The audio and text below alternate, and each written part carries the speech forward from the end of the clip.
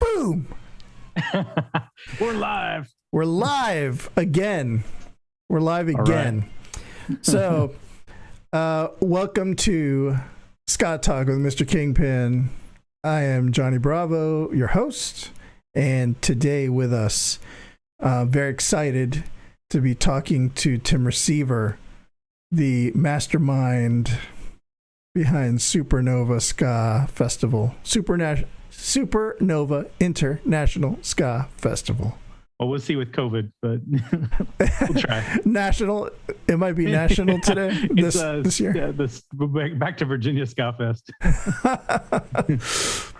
How are you doing, Tim? I'm doing great. Thanks for having me. Well, I appreciate taking some time out to hang out with me, and we're going to catch everybody up on what's going on with the fest, but more importantly, we're going to talk to the man behind the fest and see what on earth drove you to such lunacy that you would take this undertaking. Yeah. Well, like this year we're going to be at Ouzelfinch Brewery, which is in Southeast Virginia. We're close to the North Carolina border, but the best thing about it is this year we're going to be on the beach. So we're going to be on the water on one side and like a half a block from the beaches on the other side. And Ooh. I sent this out earlier, but everybody can come and go as they want.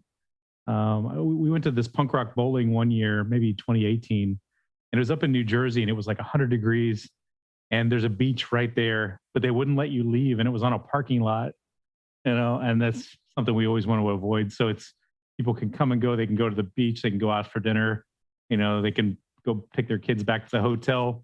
We also allow in food from outside and like non-alcoholic beverages. So anybody that has dietary restrictions or wants to save some money, bring a sandwich.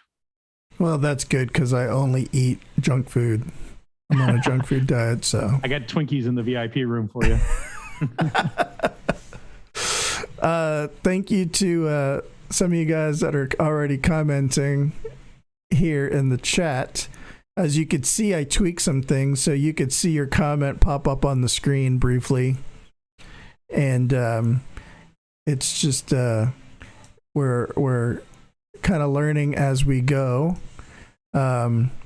Ryan Parker said that he actually muted his Slackers live stream, the openers, to watch the show. Oh, thank you very much. We appreciate that. I would find that really hard to do, to listen to me, but thank you for doing that, Ryan. Yeah, man.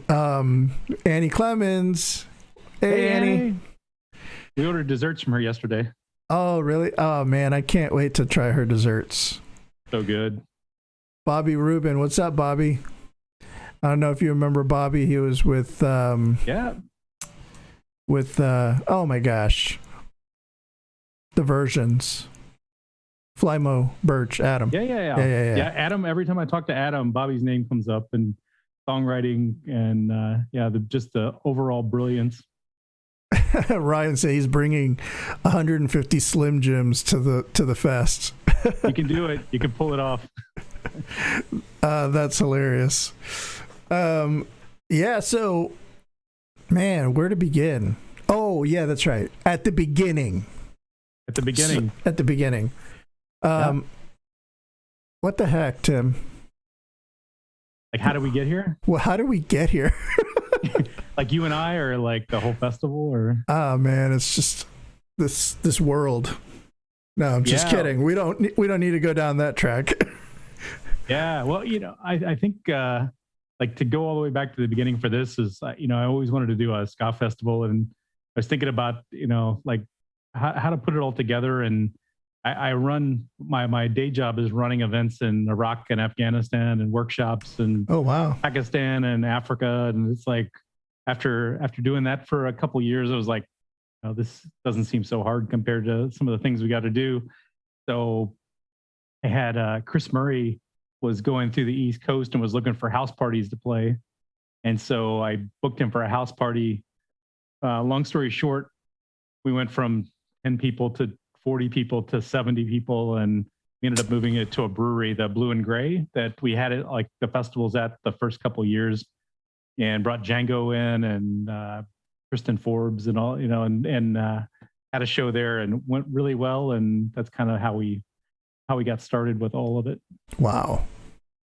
And just kind of kept growing from like a 1-day festival to 2 days to this year is going to be 3 days and 40 bands. It's going to be insane. Oh my goodness. So like what got you into ska even in the first place? Yeah, I told the story at we did a screening of Pick It Up in DC, but it really, I was in Japan back in like 93 to 96, and Aerosmith was coming through, and I'm from the Midwest and like pretty rural, grew up around farms, and loved Aerosmith and AC/DC growing up. And Aerosmith was coming through Japan and going to Yokohama, which is like, in my mind, was like the greatest thing that ever could happen. And so we went to see him at Yokohama, and it was the most phoned in garbage performance you could ever imagine. Like, it was like they basically every cliche, and, just kind of like, they phoned the whole thing in, and just frustrating, and kind of left there dejected and, like looking for other kind of music. And I was downtown Tokyo about 2 or 3 days later, and they have these record stores set up in apartment buildings, and each room of the apartment is like a different style of music. So I ended up in kind of the punk room and the ska room, and the guys were, they loved Americans there, and they were giving me records to take home, and they were the Scatolites and Voodoo Glow Skulls and Operation Ivy and all that. Wow. Kind of, it was a really kind of an eye opener. And I came back, and I probably spent all of my money. If I would have invested in Apple stock, I'd be a billionaire by now. But I bought ska instead and fell in love. But you're rich in ska. I'm rich in ska, still rich in ska. You're broke every other way. I'm broke. Oh, yeah. But anyway, I'd rather be rich in ska. I know how that goes. Yeah, you do. So did you like dip your toe in the putting a show together thing, or did you just, it was straight from the Chris Murray thing? That's just how it took off? Yeah, I like my wife's friend, like her brother-in-law is, he works for Showtime Sound, like this group that goes around with all these world-class musicians, and they're doing YouTube type stuff. And I was just asking him for advice. He gave me all the gear. We figured out how to set it up, and then he helped me with the next year kind of putting it all together. And as we kind of grew, we grew with them, and so now they're doing obviously the big truck stages, and they're doing world-class lighting out there. It looks really phenomenal. And the guys in his company, like they're out with Kevin Hart most days, and they are all volunteering to do Supernova, because I think they have a lot of fun with it. And even though I think we pretty much kill them by the end, where we're so much stuff going on, so many bands, so much changeover. Yeah. Well, to me, the amazing thing is, hey, Tazy Phillips, how's it going? Hey, Tazy. If you guys wouldn't mind sharing the video, spread it around, because it didn't go out the way I intended it to. So it created a whole new live stream video than the one that I scheduled this week, unfortunately. But anyway, what I was going to say was, the amazing thing to me is that this is like pretty much all independent. Like, you're not really going out and getting corporate sponsors for stuff, to my knowledge, correct? No, I mean, Monster gave us some Monster drinks. But oh, other than that, I don't know if we're beholden for like like 500 Monsters, but early on, I think we would have loved to have corporate sponsorship, but it never happened. And now it's like, okay, well, I don't even know if I don't think we want to be that big, or we're got a Bud Light sponsor. That's not what we try to be. Yeah. And they're just going to give you like free cases of Bud Light. They're not right. I know there was who is it that sponsors like everything in the world? It's like Red Bull or something, or is it Red Bull? I forget.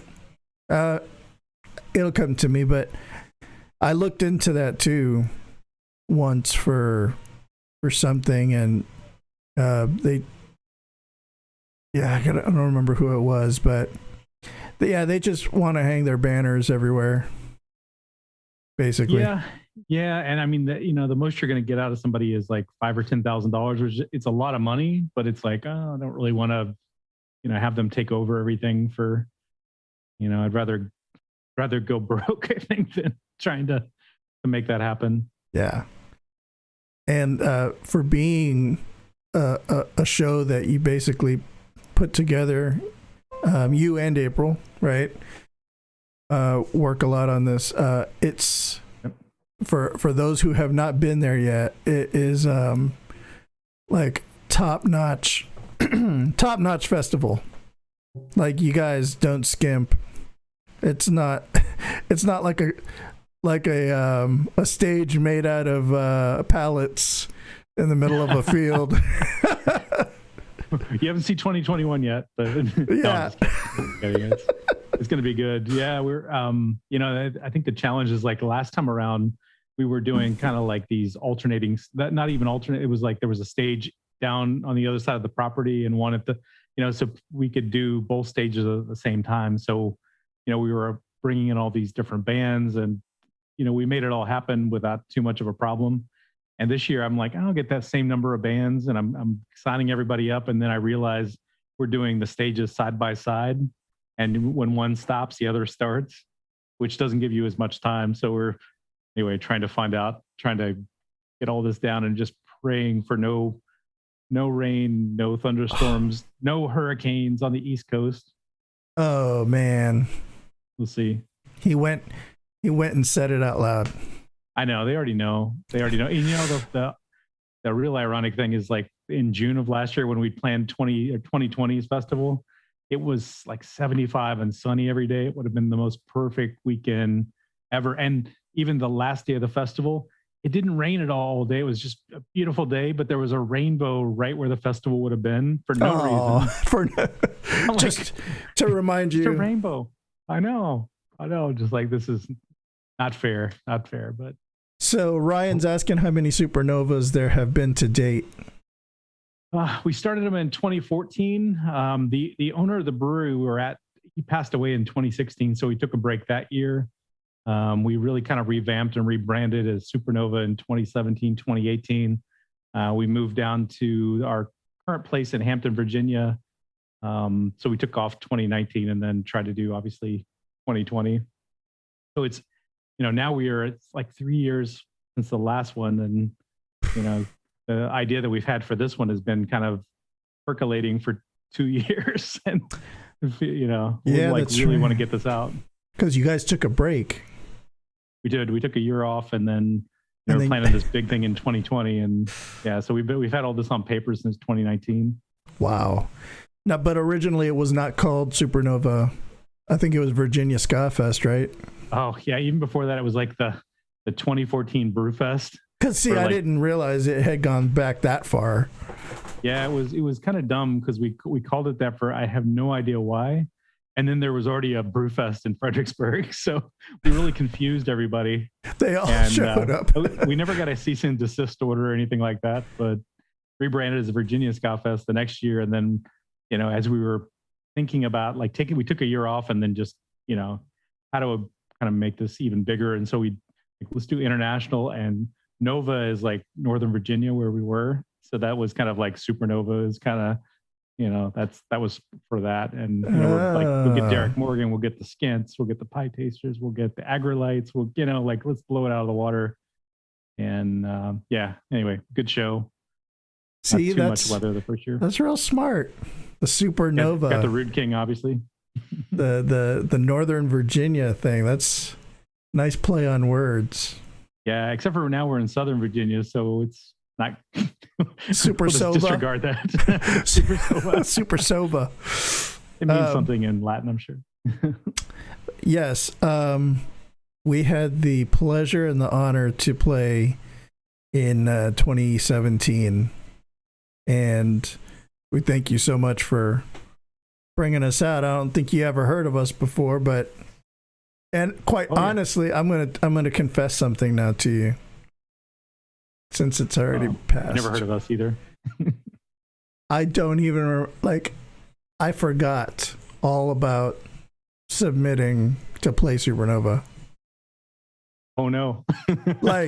I forgot all about it because I'm pretty sure submissions were like way earlier, and then time passed on. So there was a friend of mine from the Dallas area who went to the previous ones, and he's the one that told me about it. And he's like, man, you guys should try to get on it. So I applied, and then months went by. Oh, sorry. We're slow. I mean, it's everything actually. So when you hit us up to play, for the life of me, I just could not remember what it was about. And it took me a minute to figure out, oh, it's for a festival. So it was a nice surprise. And you guys made a badass video that year. You were the first one to do that, and it's oh man, look, Rude King did this, and then everybody kind of jumped on that bandwagon. I wish I could take credit for that, but it's good. Actually, the first ones to do a video was Soul Rat. No, who was it? I don't think it was us. I think maybe it was. Okay, yeah. You know why? Because we played another festival a couple of years ago, Fistful of Ska in Des Moines, Iowa. And we did a song a cover and changed the words to fit that festival. So we already nice. we kind of had that mentality already, and we just did a new one. But it took me a long time to stop humming that in my head. And after you did that, Derek Morgan was like, do you want me to do one of those? And it's yeah, sure. Derek Morgan, you want to do a promo for our festival? I'm gonna die happy now. I remember all kinds of bands did some good ones. A lot of good ones. I remember the Scotch Bonnets one. Of course, Hub City Stompers.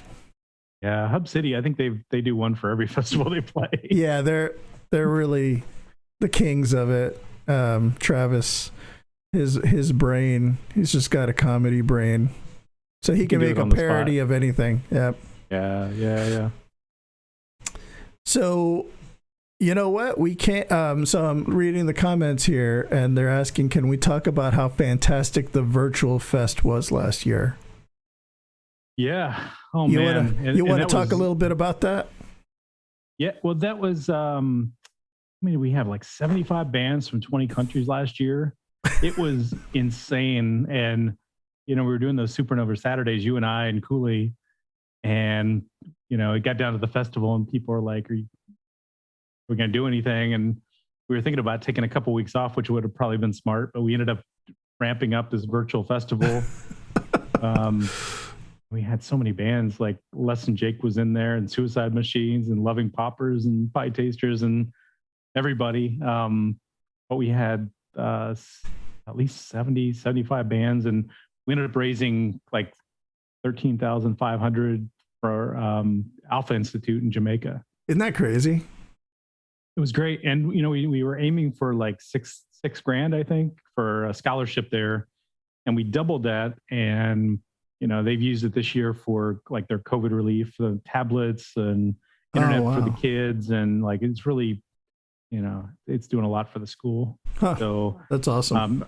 I'm trying to get an update and everything for the summer so we can kind of send it out to everybody kind of 1 year in and kind of where everything is with that. And it was a great cause, and everybody jumped on board. It's virtual, and then poor Johnny Bravo about killed himself trying to put it all together. Man. Well, everybody realizes, everybody submitted a video, right? So we put it all together. But Cooley Ranks pulled it all together. He was live all 7 hours with me. So I'm here in the mothership, and he was over there in New York, and we stayed on a like a 7-hour Zoom call, and he'd come back in live and introduce the next set of bands, and we had it all kind of figured out. And he was like switching positions, like he was going out in his car. It was like changing t-shirts, room, had a different, changing clothes. Yeah, he kept it interesting. He always does. And I want to say earlier that day or the day before, we were actually doing interviews with bands. So we had like a full schedule all day. I think it was the day before of we got Mustard Plug, we had Sonic Boom 6, we had Big D, we had Heather. Beebs. I think Beebs was there, and Heather and Jay Navarro, and So and we just had them all lined up. It just worked out great. And so we just did a Zoom interview, and I recorded them, and then we were able to chop them down and I still have the full interviews. We've never done anything with that. Yeah, we should put those up online. So especially it's like a time capsule from the middle of the worst of COVID. Yeah, for real. But man, it really did feel like an event that night. Yeah, I think that was the first time, like the whole pandemic, that I plugged it into the TV and the speakers and turned it up, opened up the windows, and it felt like a concert, and especially with everybody connected to it. Oh, and the comments were just flying, and like I think there was like, I know for a large chunk of it, we had like almost 1,000 concurrent viewers for a lot of it. Yeah. Oh man. Yeah, it definitely made my summer, made my year actually. And, we're looking for things like now to, the part of that money was going to go to bringing up alpha kids from the school to shadow some of the sound guys, the professionals. And, that's what they're working on at school, and playing with some of, playing with the Scatolites on stage. I don't think we're going to get to do that this year just because of COVID. It's too hard to, for some of these countries for getting people inoculated, but we'll do that in the future. Like we'll have that lined up, and we've got I've got a secret project I'm working on. I can't tell you yet, but unveiling this summer. But it'll be a big fundraiser for Alpha as well. Ooh, so you'll love it though. We need to look out for that. Yeah. Hey everybody in the chat, just wanted to say thank you guys for checking it out. Hey Stephanie, out in San Antonio, the Kung Fu Sound System, Joanna Wallace. Oh Lord, Fistful was crazy. Yes, it was. Yes, it was Joanna Wallace. And I didn't even realize that was the first time I ever saw the Prize Fighters. Great was band. There, man. They played our virtual festival too. Yep, they sure did. And in fact, they just did like a 3-week thing and then they released it on Bandcamp. But that's an amazing band out of Minneapolis.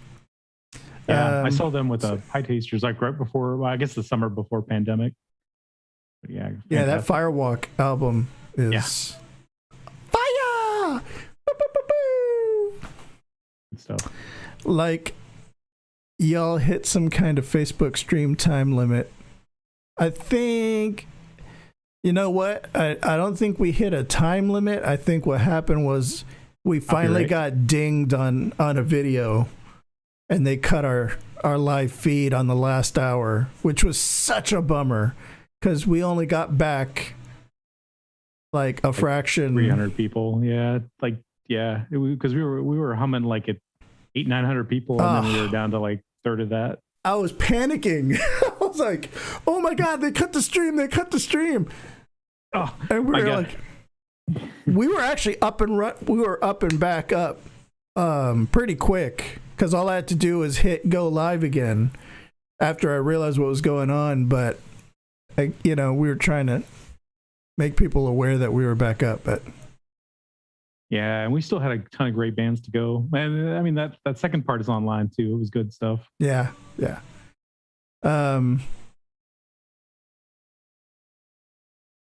So for the most part, the lineup seems to be pretty much intact.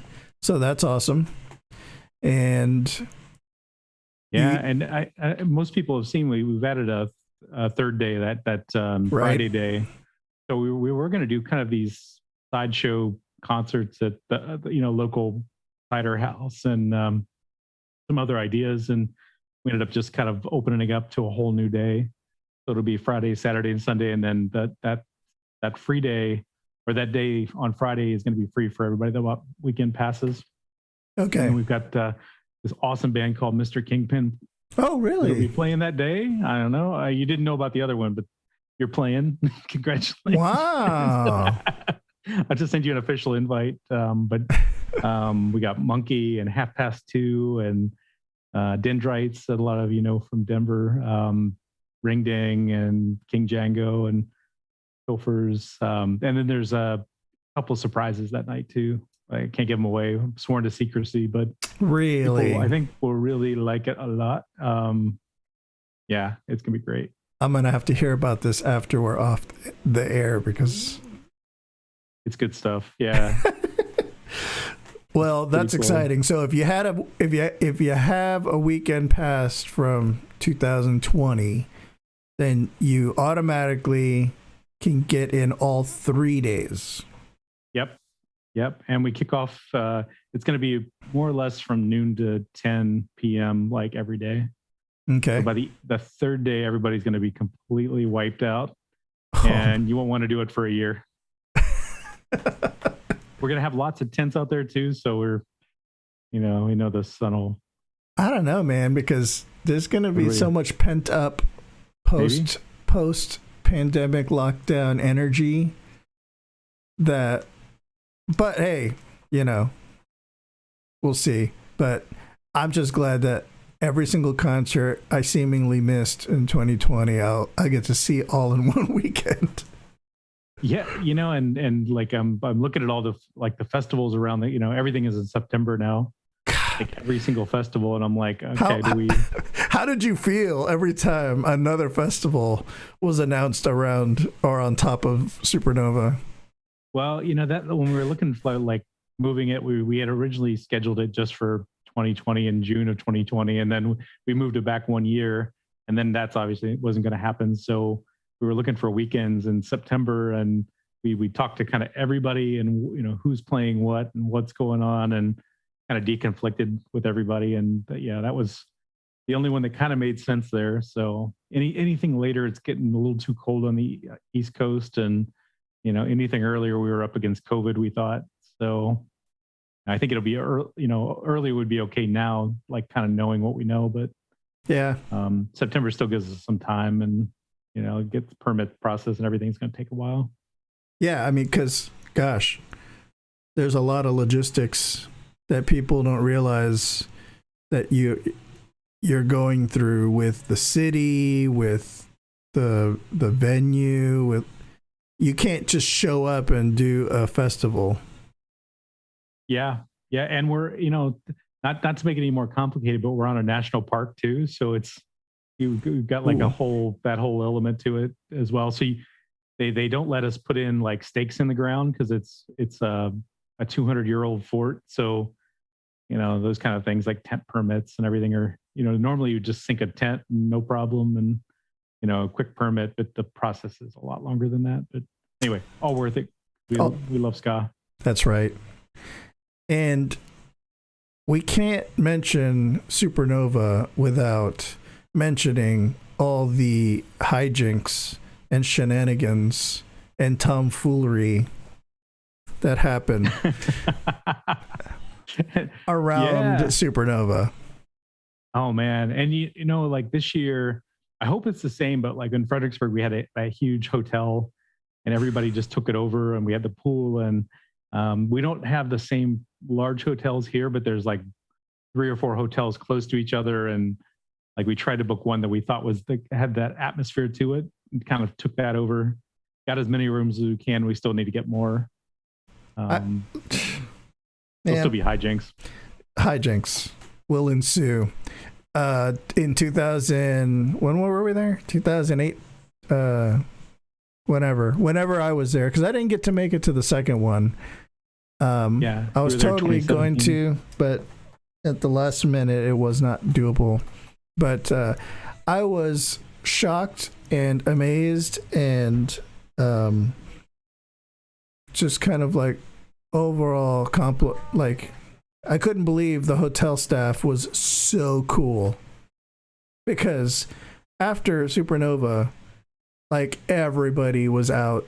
And was that whole hotel pretty much all Supernova people that weekend? Because everybody was outside, going in rooms, people were partying, and not a peep from hotel management.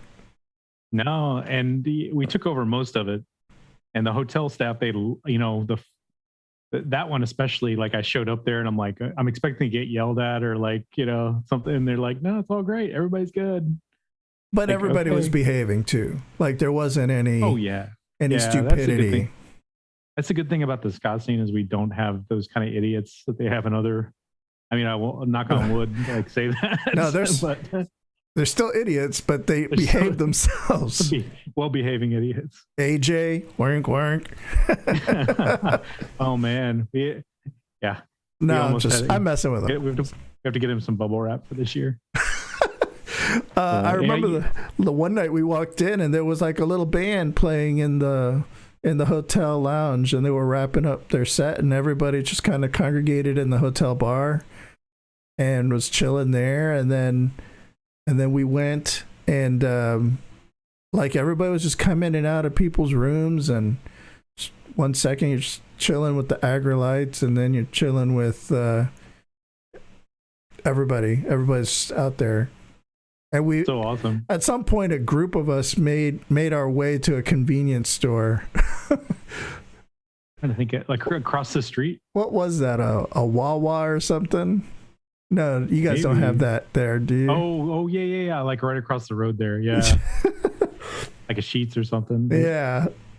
Did I tell you that Roddy Radiation story? So, Eton from Western Standard Time. So in 2018, they had this, they brought in like 15, 20 members like for Western Standard Time to play with Greg Lee and with Chris Murray and everybody and Doreen Schaefer. And, we wrapped up everything there at 10, like packed up everything at midnight to get home. It's like, okay, Eton, like they're supposed to go out at like 4 a.m. from their hotel to the airport. Like, let me know if you run into any problems at all. Here's my number, and didn't sleep because I'm like, oh man, there's so many people in that band. Like we need to get, if they don't get off, it's going to cost them a fortune. And so like 3:30 in the morning, I get a call from Eton. He's like, I hate to do this. You don't have to do this, but like, I got 2 guys I cannot find. I don't know where they are. Everybody's going from room to room. I don't know, I don't know where they are. And we had to leave. He's like, they're, check room 218 and 236. If you can do anything to help. And so I went over to like knock on 236 and nothing, and knocked on 218 and like I heard somebody rumbling a little bit, and I just kept knocking because I trying to wake him up. And Roddy Radiation answers the door in his underwear. And he's like, what? From the specials for most Anyway, it's just like, oh shit. Like I get one of my all-time favorite guitarist is like in his boxers here, and like, I'm sorry, like is anybody from Western Standard Time? And he's like, I'm all by myself. Like, okay, sorry. Oh no. And by that time, like I get a phone call like 2 minutes later, and Eton's like, I found him. Like, they'll meet you downstairs. And so drove him up to an hour away to DC and got him out on a plane. Oh man. Got to meet, talk to Roddy a little bit. Not the way you really wanted to though. Right. No. And he got kind of screwed too, because they were supposed to play a full set, and that's when Lightning and Thunder moved in 2018, and they got kind of hosed. And I felt bad about it until I saw him, and he was like happy not to, he's like, oh, I'm good, everything's good. Just hanging out with everybody. Let's talk about 2018 a little bit, because I didn't get to go, but I did see a lot of it online after the fact, and for those that didn't go, 2018, you guys were like having torrential rains. So there had to be some postponements, right? And hold offs, pauses during the fest. Yeah. So it was kind of off and on, even both days. There were big storms coming through. We were tracking it, but there was at one point there was like a lightning strike, like not that close, but kind of above the stage. And it was just pouring, and luckily we had a little bit of foresight to put the tents up and like these huge long rows and put them kind of together, and so everybody was hanging out under the tents and singing, and Danny Rebel was entertaining them, and Chris and Sammy K, and it was really great, kind of a high point, I think, because after a couple hours of everything being turned off, you're thinking like the natives will get restless and everybody will be a little angry about this, and we come out and people are singing and just laughing and smiling, and it's pouring down rain, and yeah, we ended up trying to think, like Westbound Train was like the first band out of the first day's torrential rains, and we turned up the music even louder than we would have, and it was just really beautiful after that. And second day, the same thing, like some heavy storms, and some people were back to their cars. There was we were at this brewery on a hillside, and a lot of mud. That won't happen this year, but I mean, there might. Hopefully no more rain, no more hurricanes or anything. It's the Woodstock of ska, really, when you think about it. Yeah. No, it was, overall everything was great though. But see, that's what I was going to say is, from everything I saw, people had such a great time in spite of the rain. They just like turned it around and made it a party. And I just loved watching the footage of Danny Rebel and I think Matt Wixon and Sammy K and some others pulling out guitars, playing songs. Everybody just like made the best out of it.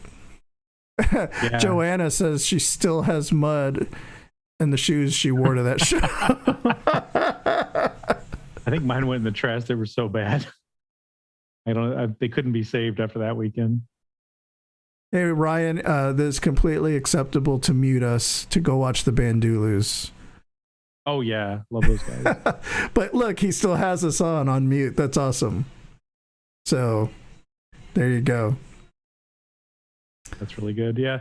And for that rain, like, you envision when you're signing these bands to play the festival, you envision like how that set's going to be and how the sun's going to be out, and going to be this beautiful gathering. And MU330 is one of my favorite all-time bands, and I was thinking like, they're going to play in the sun, and like all these people are going to be there, and it was just the opposite. It was like the heaviest rain, and Dan P and the guys they were fighting through it, and man, troopers.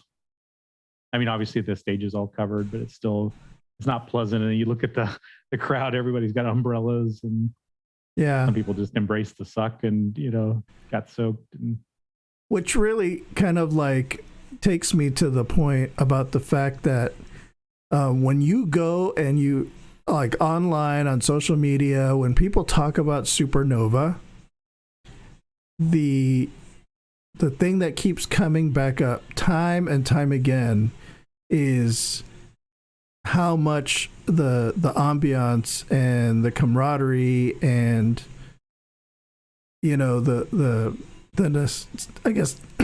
nostalgia, like everybody seeing each other, people that have toured together or been at shows together, and it feels like, and I would say this too because it was like the same exact feeling. It was like going to like your high school reunion type thing, where like all your friends from around are all in one place. What do you guys think about the fact that the community built around the festival, it's more than the music, or on top of the music, you have all that? Yeah, I think that's something that we were trying to build that community into it. And you know, even like, I mean, it sounds really stupid, but like, you know, we have the band area where you got all the, you know, everybody's in there. But, you know, we were talking early on, like, do we have, you know, we've got a band, like we've got Derek Morgan here. We've got, you know, Suicide Machines. Do we do like a special VI, you know, like a VVIP and kind of segregate every, you know, like, and then who makes that decision? And then what was that, you know? And so anyway, we just decided, you know, like put everybody together. Everybody's kind of equal footing, you know, and everybody's talking to everybody and kind of, you know, I think just a lot of ideas spreading and just a lot of love for, you know, somebody like Derek or for Doreen, you know, and they're just honored to be, you know, not honored to be with us, but like just that people remember them, like want photos with them and just, you know, really respect what they've done for decades. Yep. You know, so anyway, like, and then, you know, the other end of the spectrum is, you know, trying to find these kind of up and coming bands that, you know, we love and, you know, we want to give them that platform and, you know, engage with the, you know, kind of build these kind of multi-generational experiences and things that they'll remember from, you know, these other bands that, you know, and then we have got, obviously my heart is in the third wave. So we've got, you know, we've got the mustard plug and I'm sorry. What? I'm sorry. The podcast is over. We can't be friends anymore. No, I'm just kidding. No, but yeah, that's, I mean, it's pretty obvious in what we're doing, but you know, just trying to build that kind of all of that, plus like building in diversity into the lineups too, and kind of building what, you know, you want to see this in the scene and you got to kind of build it as we're going. So yeah, and that's probably one of the coolest things is the diversity of the lineup, because you really do a great job of representing like all the different versions and permutations of ska. So I'm really excited about this year's lineup. The highlight for me was to see the Skints. I honestly never thought that was a band I would get to see live. And it was the first band we signed that year, actually. I'm like, oh man, I just fell in love with their FM album, and yes, like I want to kind of, if we can get them to come, like, but you know, the problem is like we were first movers a little bit. Like there's a lot of people that obviously knew them, but not a lot of people that knew them. And then after the festival, a lot of people, you know, a lot more people knew them, in our scene at least. And you got them at the right time too. We did, and I think, you know, even just going back to the videos, like it's still kind of, you know, great to see that. Like even 4 years later almost. Yeah, I was in the front row. I was right up against the thing with my phone recording. Me too. I was probably right next to you. Yeah. I remember seeing April was there too, up in the front. And, yeah, that was just an amazing set. And Derek Morgan was before them. Or was that a different night? That was the night before. That was the night before. Yeah. Sonic Boom 6. I hadn't seen Sonic Boom 6 since like 2009 or 2008 or something. I was just watching their videos from that yesterday for something, and yeah, they killed it. Matt Flood, when he was telling me like you should look up these, you know, Sonic Booms. Do you know them? And I'm like, I'd listened to a couple things here and there, and like, I could take it or leave it. And anyway, after he gave that recommendation, I went and like listened to it on a road trip, and then it became my favorite band like in like 2016, 2017. I know, and Matt, thanks to Matt, he released FM in the States. Yeah. Oh, so good. Yeah. So, oh man, I was just gonna say something, but I forgot. You know, like in that Derek Morgan performance too, like it's funny, like we went and picked him up at the airport, and him and his wife Nellie, and they're both like as lovely as you can imagine they would be. And we were coming back, you know, it's an hour away from the airport, and we were like, we should take him out to a really nice lunch, you know, because like he's got back problems, and you know, he just wanted to kind of go back to his hotel and rest up after, you know, coming all the way from Miami. And so we're like, we want to take you out to lunch. And he's like, oh, no, I don't want to be a burden. And I'm like, no, you're not. Like, we'll take you, you know, what would you like? And anyway, he wanted to go to Burger King and get a fish sandwich. It was his favorite sandwich. And I was like, okay, I ended up going out later with him hat shopping though, for the hat that he wore on stage. Oh, really? Oh, yeah. Wow. Yeah. But the thing that people don't know though, is his back it gives him fits. Like, I know a lot of performances he was doing right before COVID, like he sits down now, but he could barely walk, and he was laying down in the hotel room for most of the weekend.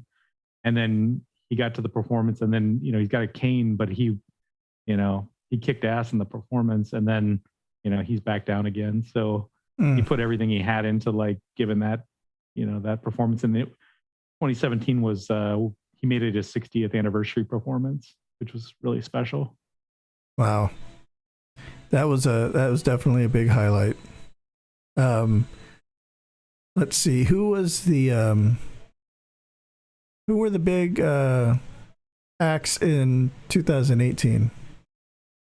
We had Western Standard Time one night. We had Suicide Machines were playing. Oh, that's right. Yeah. Me 330. Obviously, Pie Tasters play every year. It's no surprise. Well, hey, everybody, they're going to be playing in 2022 too. Of course. Oh, I know what I was going to say about 2017. Cooley Ranks. Oh yeah, Cooley Ranks was he was all over. Everywhere. He was. Yeah. He jumped on with the toasters. Yeah. Oh, sorry. And, yeah. So it's so funny. Like that morning at the hotel, you know, everybody's eating breakfast, and I found myself at the table with Bucket, Cooley Ranks. I'm pretty sure Tim from Catbite was there. Then not Catbite yet. Him and Brittany. Yeah, they get engaged at that show, by the way. Yeah, and so, you know, we're eating breakfast or whatever, and I just hear this casual conversation. They're catching up, saying hello, and Bucket's like, "Oh, so you know, jump on stage for Dub 56," and Cooley's like, "Oh yeah, okay, cool." I'm like, you know, a secret. I knew it, and I was so excited, and I was waiting during the toaster set with my phone. I was like, it's gonna happen any minute, and sure enough, I caught it right on time. I know a lot of people caught that, like a couple people caught that at least, but yeah, it was a really good performance. So, and then Cooley Ranks obviously was the obvious choice to host the Supernova Saturdays. Yeah, that was, when we were putting it all together, it's like, well, see if Cooley can do it. And we'd already had him, like, look, you know, we were trying to get him as the MC for the festival. Right. So, yeah, I mean, he's going to do that. But yeah, he's really been the driving force. Like, we're not that exciting compared to Cooley. No, we're not. It's just nobody is. It's just truth.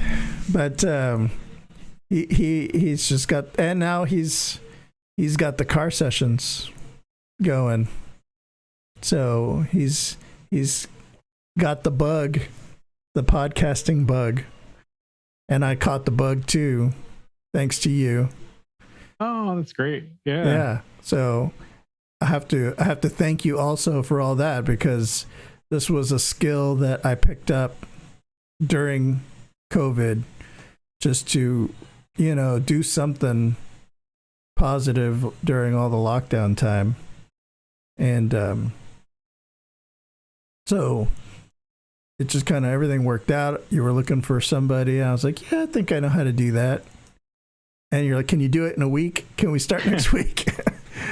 Yeah, I looped you into the work stuff too for my day job, like running the social justice work. And yeah, so thanks for that. Yeah. And I mean, all that, because of that, I got to illustrate a really cool guide for Annie Clements, who you guys should check out. What's the confection, Chapman's DC. Yep. And they did a really neat webinar or like a online class for the Smithsonian Association on pairing drinks, and so all kinds of cool stuff I've been able to do that started out with you get me involved in all this stuff. That's great. No, you do all the hard work. I've done some artwork for you that has yet to be seen. Oh, can't wait. Yeah, saloons and everything. We'll see. Let's see what else we got going on here. Ray. What's up, Ray? Ray Vargas from California. He is in Mr. Kingpin. And so this is going to be his first time coming out to That's Supernova. Great. I know the name. Yeah, I think everybody's going to have fun. It's like right on the Chesapeake Bay, and yeah, we're got drawbridges around the festival and lighthouses and everything. So I think you're going to have fun. We need Joanna. We need some sort of pro cameras or documentary crew at Supernova. It feels like the best kept secret in underground music fests. Yeah, we won't get it too big. We don't want frat boys in there, but I'm talking to Mike DeMatteo from Sergeant Skag, and we're looking at doing some kind of a filming for it, live stream something. So yeah, we're working on that right now. Oh, that's good. Look at that. Ask and you shall receive. Yep. Good job, Joanna. You did it. Yep. Good job, Joanna. Oh, man. So, I guess a couple like little minor things. Someone was asking about VIP, that they had bought the VIP. I don't know what that entailed, but I'd imagine there's still some version of that, right? Yeah, all that sold out back with the Kickstarter like 2 years ago. Right. So anybody that has it, obviously, it's all still good. It's like a special area. It's got its own indoor bathrooms, and it's a private bar. Yeah. So, yeah, the stuff I was saying earlier about the VIP stuff it's a little bit different with this, but we were trying to figure out stuff for the Kickstarter. Right. Kind of set it off apart and get to our goal. And yeah, that it might be a little bit different with COVID, but not too much. I think we're getting like the restrictions and everything are kind of, pretty much no exceptions that you could, for capacity and things like that. Right. And then I think I read once you said is the bowling thing still happening, or yep. Is that? Yeah, it was with the Slackers, and that's all still happening Friday night after the show. So wow. We'll wrap up like 10 o'clock on Friday, and then like about 10:30 or so, we've got two bands and a DJ. We'll be going to the bowling alley, and I was just talking to John Kwan this weekend, and we're looking to put the stage in the middle of the bowling alley, and the Slackers are going to be playing, obviously. So it'll be fun. And it'll be mostly bands, but yeah, there'll be. What an amazing weekend of just nonstop ska activities. Yeah, I think different from Fredericksburg too. Like Hampton has got a lot of bars and restaurants and breweries, and there's things in Norfolk across the bay, and there's a lot of opportunities for bands if they want to do something after the show. We finish at 10, everything goes till 2 in a lot of places. So, man. And then obviously, we got to mention this. Like, obviously, safety is your number one concern during this. And I know that you're looking at all avenues and taking everything into consideration in terms of keeping people safe. Yeah. So, yeah. For sure. We have to have a COVID plan for our permit as well. So, we're looking now, like, do we have to, do we need to check shots? People have got their shots. So do we need to segregate people by that? These are, do we let kids in? Do they, if they haven't got their shots, things like that are like things you would never even have to think about, obviously, any other time. Exactly. So get your shots, people. Please, it'd be easier. But it would be easier if you did. But I don't know if we can even ask that legally. Like you've seen the kind of the nationwide, mask mandates and all that, and it's like it's hard to enforce, or it's hard to figure out a plan when the state doesn't have a plan. Well, Just do it. Keeps. Hey, Gregory Lee in the chat. Here? Yeah, he's saying hello. Hey, Greg. That's pretty awesome. Look, I got this. Have you seen these? No. I got one of these too. These are to put over your mouth for the mask. You guys should all look into these because then it makes the mask like not right on your face. Huh. And it makes it super comfortable. So if you got to wear a mask at Supernova, it won't chap your face. Yeah, hopefully we'll be past all that. I think so. I mean, I hope so. Yeah, and it's outdoors. It's outdoors. It's private property too. So I'm just trying to like bring up things to help people like know that we're going to be like if you're going to go to a concert, this is like an extremely safe way to do it. Right. Plus you can go to the beach for lunch. Yeah. So is it literally just like walking distance to the beach from the venue? Yeah, it's like half there? a block. Oh my gosh. It's kind of like this little peninsula, and like we are on like on the back bay. So we're on the water, so everything will be right there on the water, and then the beach is on the other side, and it's like a half block. So you can just walk through a parking lot and you're at the beach. And you think the weather will be, is it still beach weather around September? Yeah. I would say don't. I know what you're going to say. Okay, I'll stop talking about weather. Well, man, I tell you what, I know everybody in this chat and so many more are looking forward to finally making it back to Supernova. So we want to thank you for everything that you do, you and April, and we know that there's all kinds of people that volunteer their time. I know you rope your kids into it, helping. But they work for free. It's just amazing because it is literally the best ska festival in the United States, bar none. I mean, this is kind of like on the level with European ska festivals, and you seeing like the footage of how awesome those are. But because of your efforts, we have this now, and it's relatively easy to get to. So we thank you guys very much. Yeah, no, thanks for obviously all your efforts, and you've helped us get this promoted to a whole nother level. And I really appreciate it. And thanks to everybody that comes out. I think we're getting critical mass now, so we're it's getting easier to promote, easier to sell tickets, easier to get the bigger bands, and it's as it goes forward, it's a lot of opportunity, a lot of options for other things. We're even discussing like, could we take this on the road kind of Warp style tour? Ooh. And like some of the bigger bands, and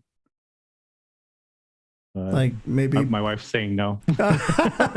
No, because we all want to come visit you, but of course you'll have to come out to all of them if you did that. Yeah, but I think it's kind of fun where everybody kind of descends on one place at one time, and because just generations and everything. I mean, people are used to it, right? You got all these other fests that people travel to, and so this is nothing new. But now we have one for us ska misfits. So again, thank you very much. Thank all of you guys in the chat. Continue to like and share.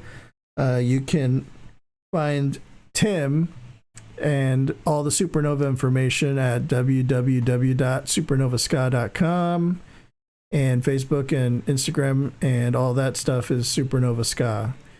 And you can continue to watch episodes of Ska Talk right here on Facebook Live at Mr. Kingpin Ska, and also YouTube and Twitch. I'm doing all of it. So before I let you go, I'm going to tell you who's next on the show, because as I do every week, I forget. This is my weekly thing. I forget who's next. And so I'm going to look. Okay. So I have next week off. And then June 4th, we have Chuck Wren from Jump Up. Yes. So we're going to dive deep with Chuck Wren. June 11th, Taylor Morden, the director of the Ska movie, and then also an amazing documentary on the last blockbuster ever. It's really good. It's very nostalgic. And then we're going to speak to Chris Bourbon on June 18th, and he is an amazing ska drummer out of California. He plays with the Capsules and with Mr. Kingpin. Very fortunate to have him as a friend and a jam partner. We got Tazy Phillips on June 25th. So that guy's an encyclopedia of Southern California ska. So pick his brain a little bit. July 2nd, Joanna Wallace. What? Joanna Wallace is going to be with us on July 2nd.